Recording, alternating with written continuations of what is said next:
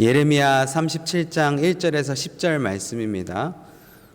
구약 1112페이지에 있는 예레미야, 제가 가진 성경으로 구약 1112페이지에 있는 예레미야 37장 1절에서 10절 말씀입니다. 우리 다 같이 한 목소리로 합독하시도록 하겠습니다.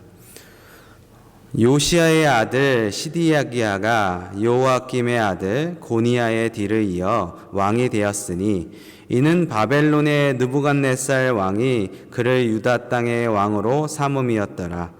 그와 그의 신하와 그의 땅 백성이 여호와께서 선지자 예레미야에게 하신 말씀을 듣지 아니하니라. 시드기야 왕이 셀레마의 아들 여우갈과 마아세야의 아들 제사장 스바냐를 선지자 예레미야에게 보내 청하되 너는 우리를 위하여 우리 하나님 여호와께 기도하라 하였으니 그때에 예레미야가 갇히지 아니하였으므로 백성 가운데 출입하는 중이었더라. 바로의 군대가 애굽에서 나오매 예루살렘을 에워쌌던 갈대아인이 그 소문을 듣고 예루살렘에서 떠났더라. 여호와의 말씀이 선지자 예레미야에게 임하여 이르시되 이스라엘의 하나님 여호와께서 이와 같이 말씀하시니라. 너희를 보내어 내게 구하는 한 유다의 왕에게 아뢰라. 너희를 도우려고 나왔던 바로의 군대는 자기 땅 애굽으로 돌아가겠고 갈대아인이 다시 와서 이 성을 쳐서 빼앗아 불사르리라. 여호와께서 이와 같이 말씀하시니라. 너희는 스스로 속여 말하기를 갈대아인이 반드시 우리를 떠나리라 하지 말라. 그들이 떠나지 아니하리라. 가령 너희가 너희를 치는 갈대아인의 온 군대를 쳐서 그 중에 부상자만 남긴 자 할지라도 그들이 각기 장막에서 일어나 이 성을 불사르리라. 아멘. 오늘 하루 온전히 하나님의 말씀에 사로잡히시는 우리 삼성의 식구들 되시길 우리 주 예수 그리스도의 이름으로 축복해 드립니다. 예로부터 우리나라는 신심이 참 많았습니다. 신심이라는 말은 어떤 신적 존재에 대한 생각이나 기복적인 형태의 신앙을 뜻하는데요. 고려 시대 때는 그 불교가, 그 조선 시대 때는 유교가, 그리고 이후에는 여러 종교들과 또 기독교가 우리나라에 자리 잡게 됩니다.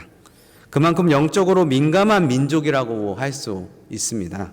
또 신적 존재에 대한 갈급함과 두려움이 많았다고 할 수 있는 것이죠. 지금도 하나님을 믿지 않는 가정에서는 한국에서 제사를 드립니다. 조상을 모시는 것이 가정에게 큰 복을 가져온다고 그런 기복적인 마음을 가지고 있는 것이죠. 이 모든 것이 바로 이 신심에서 비롯된 기복신앙입니다. 기복적인 신앙의 특징은 신적 존재에 자신이 원하는 것이 이루어지기를 바라는 기도를 드리는 데 있습니다. 하지만 우리 기독교에는 기도는 다르죠. 내가 이루어지는 것을 바라는 것이 아닌 하나님의 뜻이 우리에게 이루어지기를 바라는 기도이죠. 나의 마음이 하나님의 마음을 담기는 바라는 마음, 내가 바라는 것이 하나님이 바라는 것과 같기를 바라는 마음, 또 내가 바라보는 것이 하나님이 보는 것과 같기를 바라는 마음이 우리의 기도가 되어야 되는 것이죠. 바로 기도의 주객이 다르다는 것입니다. 오늘 본문에 이와 같이 어떤 기복적인 기도로 하나님을 찾는 한 인물이 하나 나오는데요. 그 인물의 이름은 시드기야 왕입니다. 이스라엘에 새로운 왕이 세워졌는데, 그런데 이스라엘 스스로 왕을 세운 것이 아니라 정복국인 바벨론 왕에 의해서 이스라엘 왕이 세워집니다. 1절 말씀인데요. 요시야의 아들 시드기야가 요아김의 아들 고니야의 뒤를 이어 왕이 되었으니 이는 바벨론의 느부갓네살 왕이 그를 유다 땅으로 왕으로 삼음이었더라. 당시 바벨론은 유다를 3번 공격을 하는데요. 사실 이 바벨론의 유다 침공 목적은 애굽을 침공하기 위한 전진 기지하였습니다. 1차 침공 때는 우리가 잘 아는 바와 같이 엘리트들을 그렇게 포로로 끌려가죠. 다니엘을 비롯한 수많은 귀족들, 머리 좋은 사람들을 바벨론으로 포로로 끌려가고, 그리고 3차 침공 때는 에스겔을 비롯한 수많은 백성들을 포로로 잡아갑니다. 당시 이스라엘 왕이었던 요아기는 오늘 본문에는 고니야로 기록되어 있는데요. 왕위가 폐위를 시키고 그 뒤를 이어 시드기야의 왕을 꼭두각시 왕으로 세우게 되는 것이죠. 즉 유다는 이미 바벨론화가 됐던 것입니다. 바벨론의 속국이 되어버렸고 시드기야는 명칭만 유다 왕일 뿐 실질적으로 느부갓네살 왕의 수하에 있는 유다 지역을 다스리는 총독인 것입니다. 이 시드기야는 역시 이 예레미야에 통해서 말씀이 선포된 하나님의 말씀을 듣지 않았습니다. 그런데 지금 예레미야에게 사람들을 보냅니다. 3절을 보시죠. 시드기야 왕이 셀레마의 아들 여우갈과 마세야의 아들 제사장 스바냐를 선지 예레미야에게 보내 정하되 너는 우리를 위하여 우리 하나님 여호와께 기도하라 하였으니, 우리를 위해서 기도하라고 합니다. 하나님의 말씀을 듣지도 않는 사람이 하나님께 자신을 위해서 기도하라고 명령하는 것이죠. 더 웃긴 것은 하나님을 어떻게 표현하냐면 우리 하나님 여호와께라고 표현하고 있습니다. 당시 이스라엘에는 수많은 우상들이 있었고 각자 자신들의 우상에게 자신들의 복을 위해서 기도했습니다. 여기서 우리 하나님 여호와 표현은 이 시드기야의 말의 당시 우상을 섬겼던 사람들처럼 우리를 위해서만 존재하는 신이라는 잘못된 신간에서 비롯된 말입니다. 사실 이 우리 하나님은 그들이 바로 섬기고 순종해야 될, 그들이 섬겨야 할 하나님이신 것이죠. 그런데 시드기야의 기도 요청에는 그들이 여호와 하나님을 위해서 존재하는 것이 아니라 여호와 하나님께서 그들만을 위해서 존재하는 신과와 같은 잘못된 기복 신앙을 담고 있는 것이죠. 사랑하는 성도 여러분, 우리의 기도를 한번 돌아봤으면 좋겠습니다. 우리의 기도는 어떻습니까? 나만을 위해서 하나님을 이용하는 기복적인 기도입니까?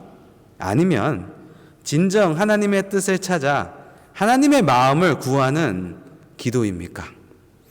기복적인 기도는 결코 하나님께서 원하시는 기도가 아닌 것이죠. 당시 이스라엘은 애굽의 도움으로 잠시 바벨론 군대가 물러가는 상황을 맞이하게 됩니다. 마치 자신들의 기도가 이루어진 것처럼 승리의 계가를 외쳤던 것이죠. 하지만 하나님의 뜻은 변함이 없으셨습니다. 9절과 10절을 한번 보시죠. 여호와께서 이와 같이 말씀하시니라. 너희를 스스로 속여 말하기를 갈대아인이 반드시 우리를 떠나리라 하지 말라. 그들이 떠나지 아니하리라. 가령 너희가 너희를 치는 갈대아인의 온 군대를 쳐서 그 중에 부상자만 남긴다 할지라도 그들이 각기 장막에서 일어나 이 성을 불사르리라. 너희 자신을 속이지 말라고 하십니다. 자기들도 안다는 것이죠. 하나님의 예언의 말씀을 듣고 하나님의 계획이 무엇인지 그들도 알고 있었다는 것입니다. 그런데 그것이 듣기 싫었던 것이죠. 오직 자기들만은 원하는 대로 이루어지기를 원했던 것입니다. 하지만 풀은 마르고 꽃은 시들어도 주의 말씀은 영원하십니다. 결코 변하지 않으십니다.